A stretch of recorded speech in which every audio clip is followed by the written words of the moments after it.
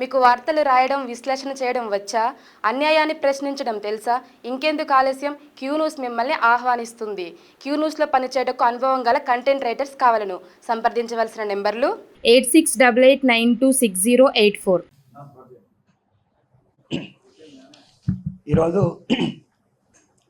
CPM party ఆధ్వర్యంలో press conference నిర్వహిస్తూ ఉన్నాం. ఈ ప్రెస్ కాన్ఫరెన్స్ సారంపల్లి వాసుదేవరెడ్డి గారు, అదేవిధంగా ప్రభాకర్ రెడ్డి, రావుల రమేష్ గారు, లింగయ్య గారు, దీప గారు పాల్గొంటాం. ప్రెస్ కాన్ఫరెన్స్ని ఉద్దేశించి పార్టీ పొలిట్ బ్యూరో సభ్యులు, సిపిఎం పార్టీ నూతన ప్రభుత్వం, కాంగ్రెస్ ప్రభుత్వం అధికారానికి వచ్చిన తర్వాత కొన్ని నిర్ణయాలు తీసుకుంటుంది. వాటికి సంబంధించి మార్క్సిస్ట్ పార్టీ అభిప్రాయాలని తెలియజేస్తాం. మొదటిది, ఎన్నికల్లో వాగ్దానం చేసినట్టుగా రైతుల రుణమాఫీకి సంబంధించిన నిర్ణయాన్ని కాంగ్రెస్ ప్రభుత్వం ప్రకటించింది. నిన్న ముఖ్యమంత్రి రేవంత్ రెడ్డి గారు కూడా దాని మీద ప్రకటన చేశారు. ఈ రుణమాఫీ కార్యక్రమాన్ని అమలు చేయడానికి పూనుకున్నందుకు మేము సంతోషాన్ని వ్యక్తం చేస్తున్నాం. కానీ వారు రూపొందించిన మార్గదర్శకాల్లో చాలా తీవ్రమైన లోపాలు ఉన్నాయి. ఎవరికైతే ఉద్దేశించి రుణమాఫీ చేస్తున్నారో వారిలో అత్యంత పేదలు, అత్యంత బలహీనులు అయిన వారికి ఈ రుణమాఫీ వర్తించకుండా ఈ మార్గదర్శకాలు ఉన్నాయి. ఉదాహరణకి కౌలుదారులకి ఎవరికి ఈ రుణమాఫీ వర్తించడం లేదు. ప్రభుత్వమే జాయింట్ లయబిలిటీ గ్రూప్స్ పేరుతోటి కౌలుదారులను బృందాలుగా ఏర్పాటు చేసి ఆ బృందాలకి రుణాలు ఇచ్చింది. వారికి ఇప్పుడు ఈ పథకం వర్తించదని చెప్పేసి ప్రభుత్వం చెప్తుంది. మరి కౌలుదారులకు ఇవ్వకుండా రుణమాఫీకి ఎవరికి ఇస్తే ఏం ప్రయోజనం అని చెప్పేసి మేము అడుగుతున్నాం. రైతుల్లో అత్యంత బలహీన తరగతి కౌలుదారులు, వాళ్ళకు వర్తించకుండా ఈరోజు రుణమాఫీ చేస్తే అది పేద రైతులను ఆదుకున్నట్టు కాదు. అందుకనే కౌలు రైతులు కూడా, జాయింట్ లయబిలిటీ గ్రూప్స్ కూడా ఈ రుణమాఫీ పథకం వర్తించేట్టుగా నిర్ణయం చేయాలని చెప్పేసి మేము కోరుతున్నాం.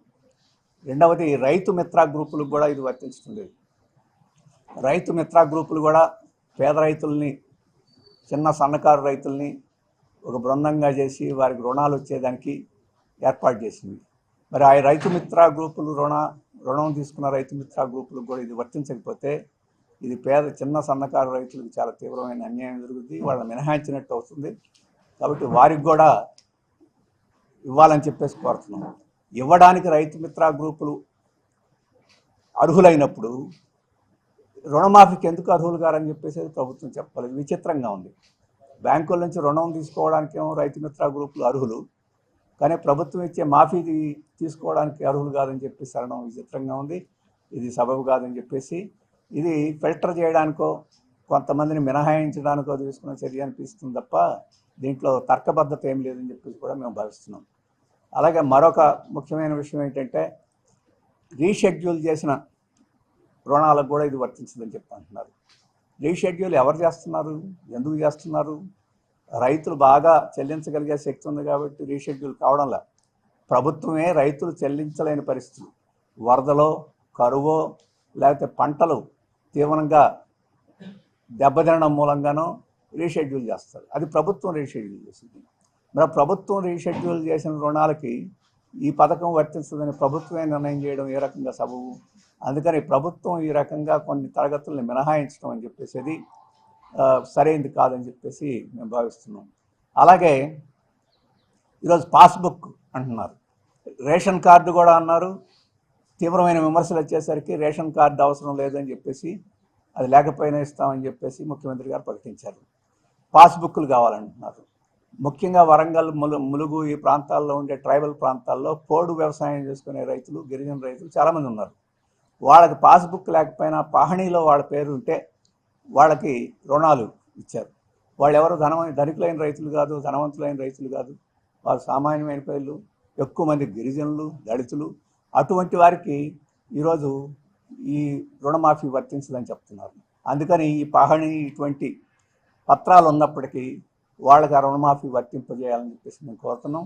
అందుకని ప్రభుత్వం ఇచ్చిన మినహాయింపులు అత్యధిక భాగం, దానికి ఏం తర్కం లేదు, న్యాయం లేదు.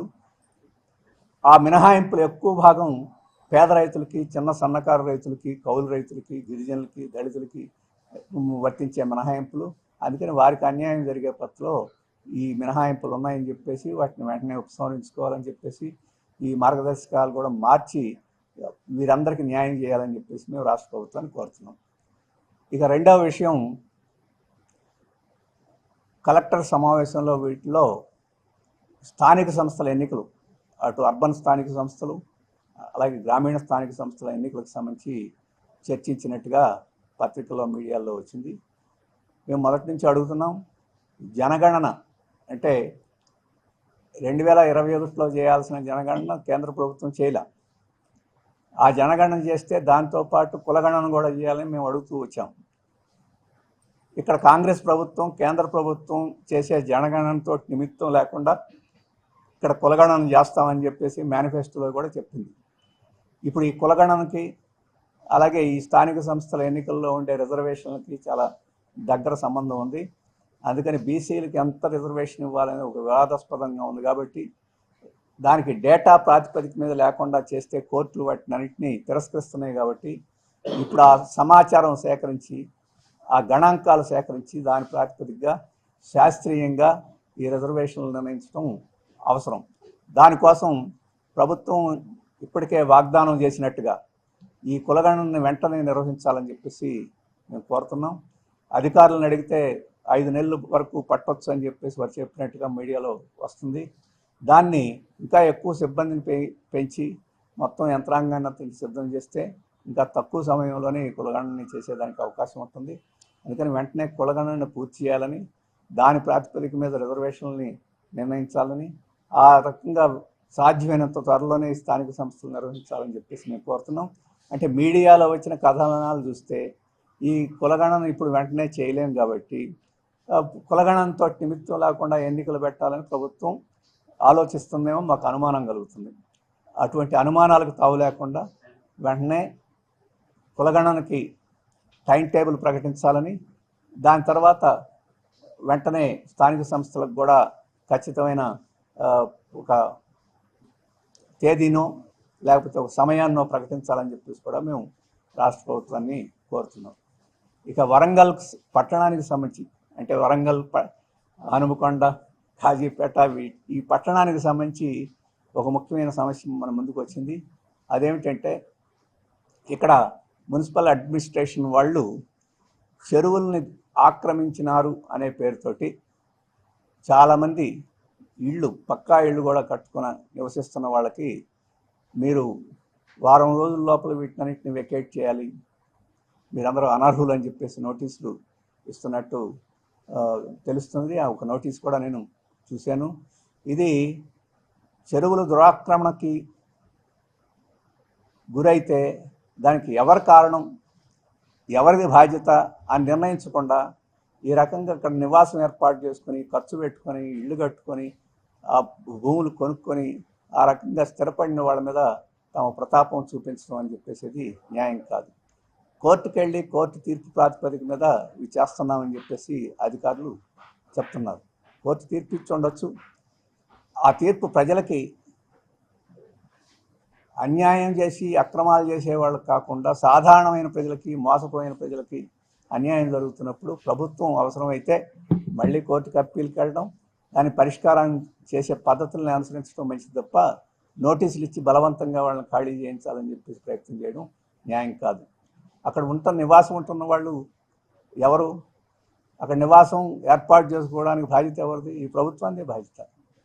నాకు ఇప్పుడే మన వాళ్ళు చెప్పిన వివరాలను బట్టి చూస్తే ఈ చెరువు, బంధం చెరువులో 30 సంవత్సరాల నుంచి ఇళ్ళు కట్టుకొని ఉన్నారు ఒక భాగం.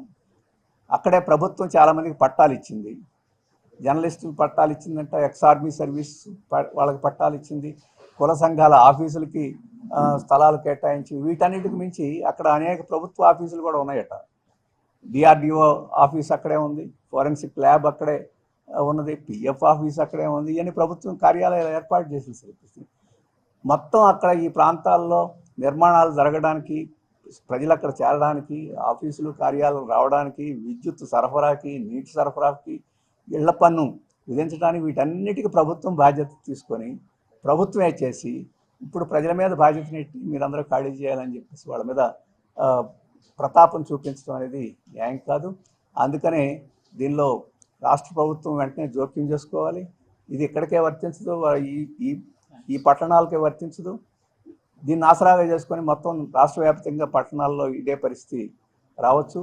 ఎవరైనా కార్పొరేట్ శక్తిలో అటువంటి వాళ్ళు అక్రమంగా భూములను తీసుకుంటే అటువంటి వాళ్ళ గురించి ఆలోచించడం వేరును, సాధారణమైన మధ్యతరగతి, కింది మధ్యతరగతి, అలాగే గుడిసెవాసులు వీళ్ళ మీద ప్రతాపం చూపించడం న్యాయం కాదు.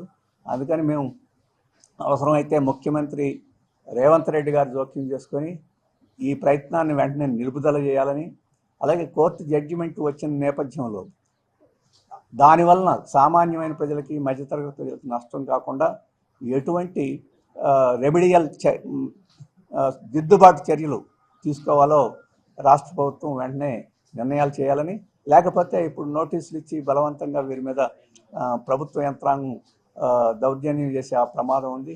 దాన్ని వెంటనే నివారించాలని చెప్పేసి రాష్ట్ర ప్రభుత్వానికి విజ్ఞప్తి చేస్తున్నాం. ఇక్కడ అడ్మినిస్ట్రేషన్ రాష్ట్ర ప్రభుత్వం యొక్క వైఖరిని, నిర్ణయాన్ని తీసుకోవాలి.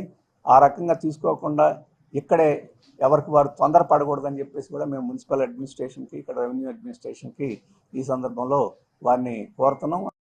క్యూ న్యూస్లో పనిచేయటకు సీనియర్ వీడియో ఎడిటర్స్ కావాలను సంప్రదించవలసిన నెంబర్లు 8688926084.